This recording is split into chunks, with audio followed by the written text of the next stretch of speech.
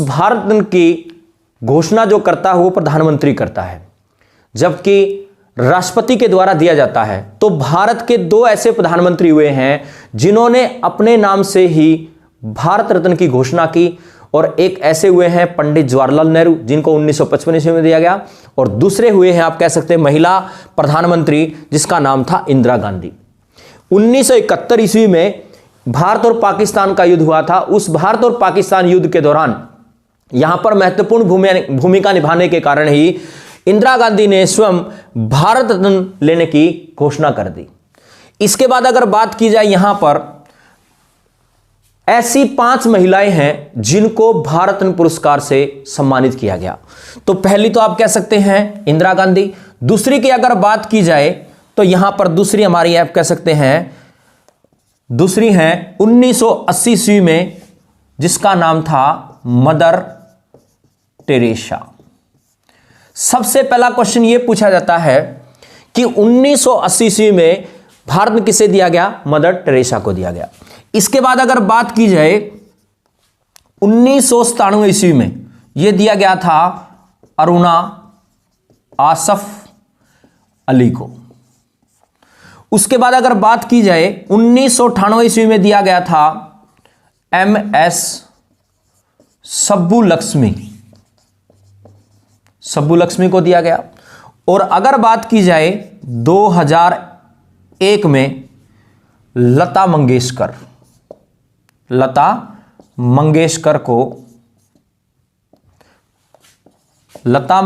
को आप कह सकते हैं भारत रत्न दिया गया। इस प्रकार से ये 5 महिलाएं ऐसी हैं जिनको भारत रत्न पुरस्कार दिया गया। 1971 में इंदिरा गांधी को, 1980 में मदर टेरेसा को, 1997 में अरुणा आसफ अली को, 1998 ईस्वी में M लक्ष्मी को, और 2001 में लता मंगेशकर को। अब यहां पर इनसे संबंधित जो स्टैटिक जीके बनती है वो बड़ी ही इंपॉर्टेंट है, और हर बार यहां से स्टैटिक जीके के तौर पर क्वेश्चन पूछे जाते हैं।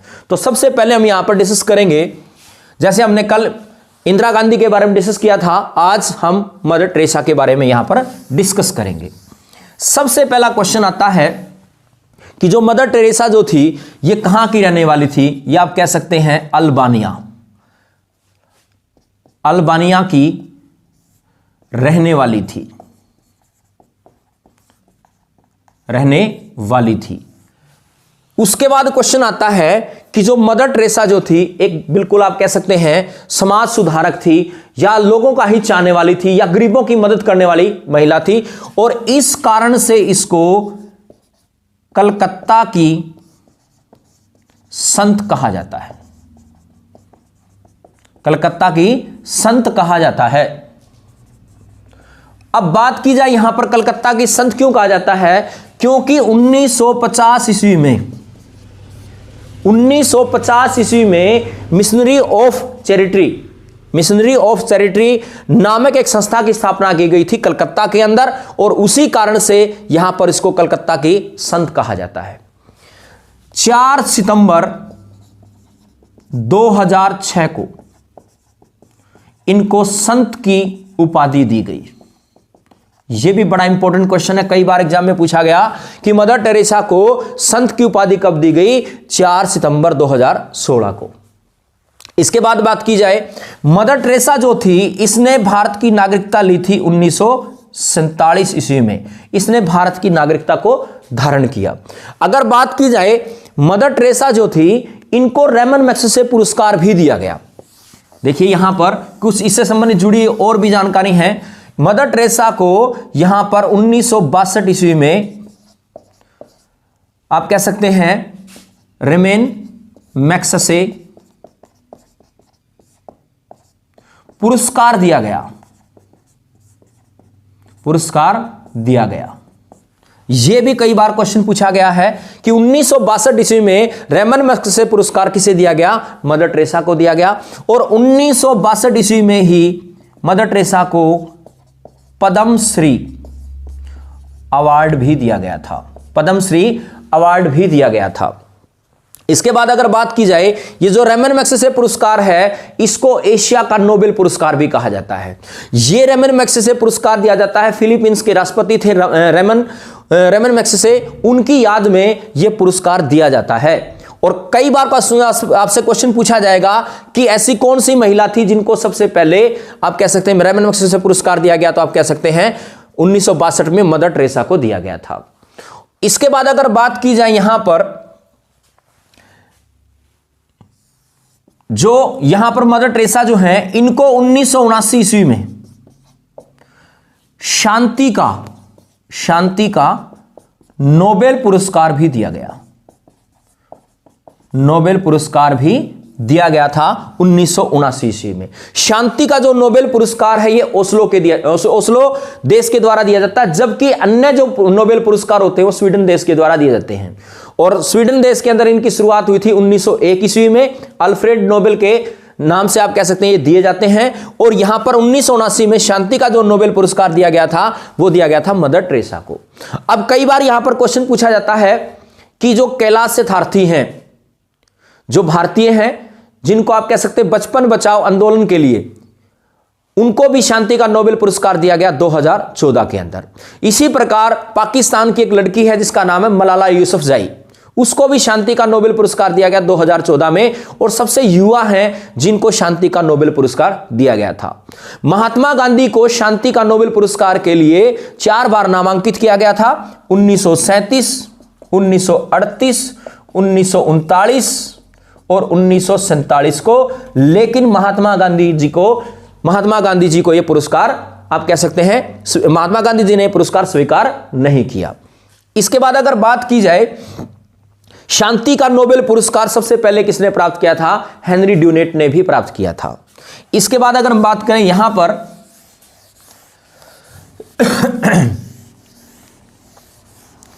दूसरी महिला जो है उनका नाम है अरुणा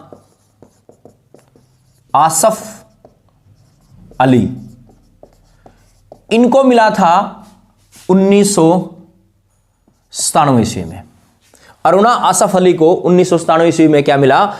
भारत रत्न पुरस्कार दिया गया। और अरुणा आसफ अली की अगर बात करें, ये स्वतंत्रता संग्रामी थी या स्वतंत्रता के अंदर बढ़ चढ़कर भाग लेती थी। इसी दौरान अगर बात की जाए, इस अरुणा आसफ अली ने 1942 ईस्वी में भारत छोड़ो आंदोलन के दौरान इन्होंने भारतीय झंडे को फहराया था। अब कई बार क्वेश्चन यह पूछा जाता है कि विदेशी धरती पर सबसे पहले भारतीय झंडे को फहराने का काम किसने किया? तो 22 अगस्त 1907 को जर्मनी के स्टटगार्ड नामक स्थान पर मैडम भीका जी कामा तथा इनके क्रांतिकारियों ने यहां पर विदेशी धरती पर सबसे पहली बार भारतीय झंडे को फहराया था। अब कई बार क्वेश्चन आता है कि भारतीय झंडे को कितनी बार बदला गया? यह बड़ा इंपॉर्टेंट क्वेश्चन है और बहुत कम आप कह सकते हैं लोग इस बात को बताते हैं, और इसमें से हर बार 1 से 2 क्वेश्चन पूछे जाते हैं। तो यहां पर भारतीय झंडे का जो स्वरूप है वो 6 बार बदला गया था। कितनी बार बदला गया? 6 बार। सबसे पहले अगर बात की जाए तो ये 1906 ईस्वी में बदला गया। सबसे पहले बात की जाए यानी 7 अगस्त 1906 ईस्वी को भारतीय झंडे का स्वरूप आप कह सकते हैं लाया गया या प्रस्तुत किया गया। उस दौरान इसमें कौन कौन से रंग थे आप कह सकते हैं? यहां पर आप कह सकते हैं एक रंग था हरा, एक पीला और एक बोल सकते हैं लाल। यानी इसके अंदर 3 पट्टियां बनी हुई थी, हरा, पीला और लाल रंग की। हरे रंग के अंदर 8 सफेद फूल रखे गए थे, या आप कह सकते हैं हरी पट्टी में 8 फूलों को दर्शाया गया था जो सफेद रंग के थे। पीली पट्टी के अंदर अगर बात करें तो नीले रंग में वंदे मातरम लिखा गया था, और लाल की अगर बात करें तो इसमें आप कह सकते हैं सूरज और चांद का चित्र अंकित किया गया था। इसके बाद 1907 ईस्वी में जैसा मैंने अभी बताया, यहां पर मैडम भीम कामा जी और इनके क्रांतिकारी जो थे आप कह सकते हैं जैसे वीर सावरकर, उन्होंने यहां पर भारतीय झंडे का स्वरूप तैयार किया और उस दौरान अगर बात की जाए तो यहां पर केसरिया रंग, उसके बाद पीला, और अगर बात की जाए हरा रंग की पट्टी को यहां पर दर्शाया गया था। और इसके अंदर सूरज और चांद के अंदर यहां पर 8 सितारे दर्शाए गए थे। तो यह 1907 ईस्वी में भारतीय झंडे का स्वरूप तैयार किया गया। इसके बाद अगर बात करें 1917 ईस्वी में, 1917 ईस्वी में एनी बेसेंट और तिलक यानी बाल गंगाधर तिलक ने भारतीय झंडे का स्वरूप प्रस्तुत किया। और इसमें क्या था, 5 लाल रंग की पट्टी और 4 हरे रंग की पट्टी को दर्शाया गया था। बिल्कुल उसके कोने पे, जैसे आप कह सकते हैं ये झंडा है, बिल्कुल इस तरह से यहां पर इस कोने पे यूनियन जैक का चित्र बना हुआ था। यहां पर इस झंडे के बिल्कुल समाप्ति के दौर पर, या बिल्कुल इसके समाप्त होने के दौर पर यहां पर आप कह सकते हैं काले रंग में त्रिकोण पट्टी बनी हुई थी। और यहां पर सप्तऋषि तारों को दर्शाया गया और इसमें एक चांद को दर्शाया गया था। तो यह झंडे का स्वरूप तैयार किया गया था 1917 ईस्वी में एनी बेसेंट और तिलक के द्वारा। इसके बाद अगर हम बात करें यहां पर 1921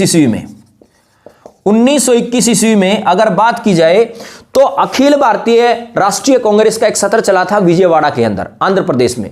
तो वहां पर एक व्यक्ति लाल और हरे रंग का झंडा लेकर आया और महात्मा गांधी जी को दिया, और महात्मा गांधी जी को वो झंडा दिया तो महात्मा गांधी जी को पसंद आ गया।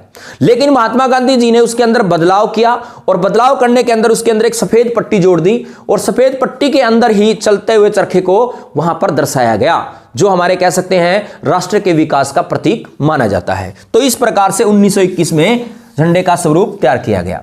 इस प्रकार नेक्स्ट है 1931 ईस्वी में। अगर बात की जाए 1931 ईस्वी में जो झंडे का स्वरूप था उसके अंदर केसरिया, सफेद और आप कह सकते हैं हरा, इन तीनों रंगों को दर्शाया गया। 3 पट्टियां दर्शाई गई, केसरिया, सफेद और हरे रंग की पट्टी दर्शाई गई। और इस सफेद पट्टी के अंदर छोटे आकार में पूर्ण चरखा चलाते हुए वहां पर दर्शाया गया है, यानी आप कह सकते हैं चरखे का निशान दर्शाया गया है, जो राष्ट्र के विकास का प्रतीक माना जाता है। और यहां पर जो आजाद भारत का राष्ट्रीय आप कह सकते हैं राष्ट्रीय ध्वज के रूप में इसको अपनाया गया था, क्योंकि यहां पर 1931 में ये तीनों रंग यहां पर शामिल हो गए थे। उसके बाद 1947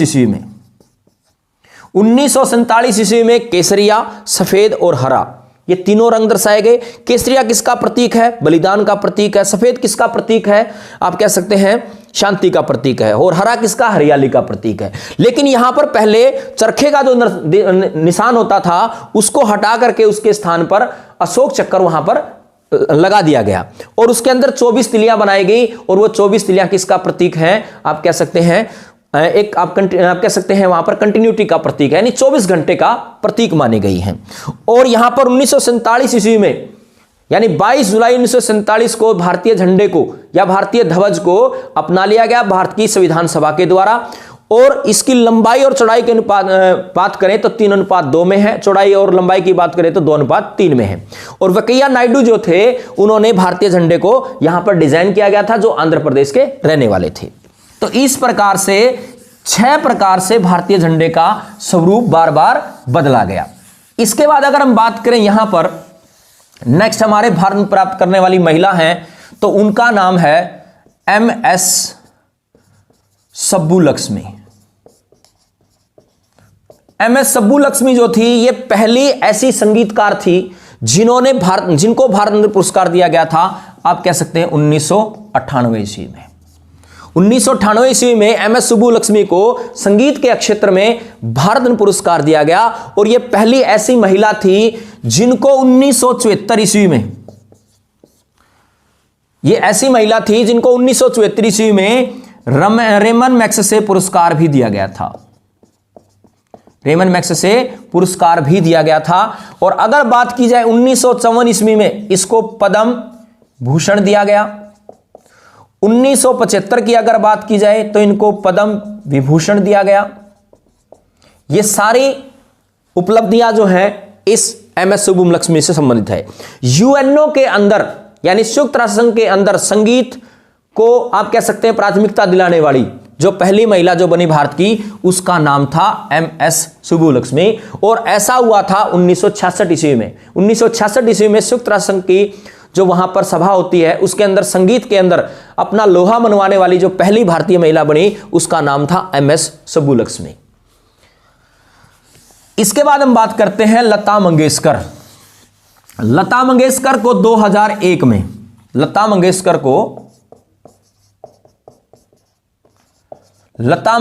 को 2001 में भारत रत्न से सुशोभित किया गया, भारत रत्न दिया गया।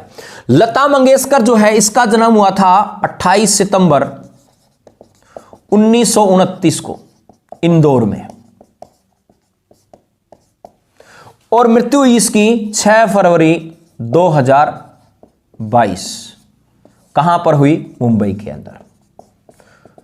अब यहां पर कई बार क्वेश्चन पूछा जाता है कि जो लता मंगेशकर पुरस्कार है वो भारत के किस प्रधानमंत्री को दिया गया? तो नरेंद्र मोदी को दिया गया। इस लता मंगेशकर ने लगभग 6 दशकों तक संगीत के क्षेत्र में अपना लोहा मनवाया। इनको 1989 ईस्वी में दादा फाल्के साहब पुरस्कार दिया गया। इनको 1999 ईस्वी में पद्म विभूषण दिया गया। 1992 ईस्वी में इनको पद्म भूषण दिया गया और 1974 ईस्वी में दुनिया में सबसे ज्यादा गाने रिकॉर्ड करने का या गाने का जो रिकॉर्ड गिनीज बुक में बनाया वो किसने बनाया? लता मंगेशकर ने बनाया था।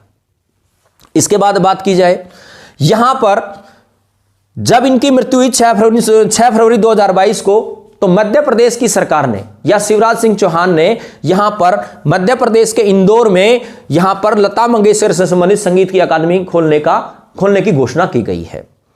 तो दोस्तों जितना भी अभी तक मैंने भारत से संबंधित क्वेश्चन आपको करवाए हैं ये बहुत ही इंपॉर्टेंट है और हर एग्जाम में बार बार रिपीट किए जाते हैं। तो जितना भी स्टैटिक जीके में आप यहां पर कवर कर रहा हूं उसको आपने बड़े अच्छे ढंग से करना है और एक एक चीज को बारीकी से सीखना है। इसलिए मैं यहां पर इतना डीपली करवा रहा हूं क्योंकि आसान जब क्वेश्चन आते हैं तो सब ठीक करके आते हैं, लेकिन जब डिफिकल्ट क्वेश्चन आप ठीक करके आएंगे तब आपका सिलेक्शन होता है। और यहां पर बात करते हैं कि जो भारत का भी जो टॉपिक है वो अभी 2-3 क्लासों में और समाप्त होगा। तो आप मेरे चैनल को सब्सक्राइब करें, ज्यादा से ज्यादा आप कह सकते हैं शेयर करें, उसके ऊपर आप कह सकते हैं लाइक करें, कमेंट करें और ध्यान रखें कि जिंदगी में हमेशा खुश रहें। खुश रहने से ही सफलता मिलती है। माता पिता की सेवा करें, सैनिकों का सम्मान करें और इस प्रकार से आप लगातार इस पढ़ाई को पढ़ते रहें और इस संघर्ष में अपनी महत्वपूर्ण भूमिका को निभाएं ताकि आने वाले 2023 में आपको नौकरी प्राप्त हो सके। धन्यवाद।